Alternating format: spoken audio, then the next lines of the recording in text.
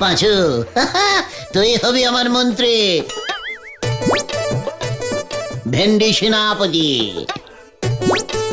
আর আমি? তুই তুই আমার সিংহাসনের পেছনে দাঁড়িয়ে হাওয়া করবি। গুলটে মামা। উফ, সে কি দিন হবে রে। আমি দিনের বেলায় মুঠো মুঠো সোনা দান করিব, গুলটে মামা। আর দুপুরে দুধ দিয়ে স্নান করিব, রাতে একসঙ্গে বসে নরার চা খাবো, আর রাজপ্রাসাদের ছাদে আড্ডা দিব। নরা, একটা গোলাপ জল মারা খাঁটি লিকার চা দিয়ে যাও ভাই। জো হুজুর জাহাপনা। মন্ত্রী, বলুন জাহাপনা। রানীমা কোথায়? রানীমাকে দেখলাম রান্নাঘরে মাংস টেস্ট করছে জাহাপনা। কবিরাজকে খবর দাও, রানীমা তো খেলে ভাড়ার শেষ হয়ে যাবে যে। জো হুজুর জাহাপনা। সেনাপতি, অস্ত্র শস্ত্র সব ঠিক আছে তো নাকি নাকি বেঁচে দিয়েছ? না হুজুর, সব আছে। সৈন্যদের বলেছি অস্ত্রগুলোতে ধার দিতে।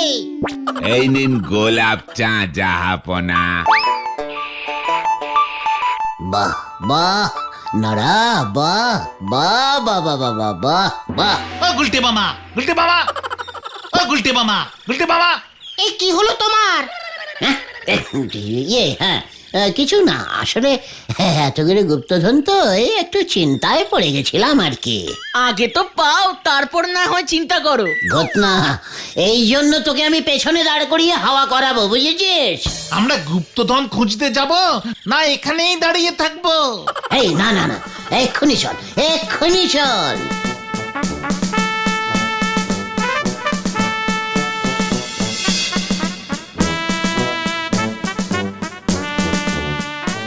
গুপ্তধন কোথায় গো? গুপ্তধন আছে, আছে, ভালো করে খোঁজ, গাছে ঝুলছে। গাছে গুপ্তধন ঝুলছে? তাই তো লেখা আছে, বাজে টাইপের হতাশ বলদ, চুপ করে মন দিয়ে প্রত্যেকটা গাছ খোঁজ।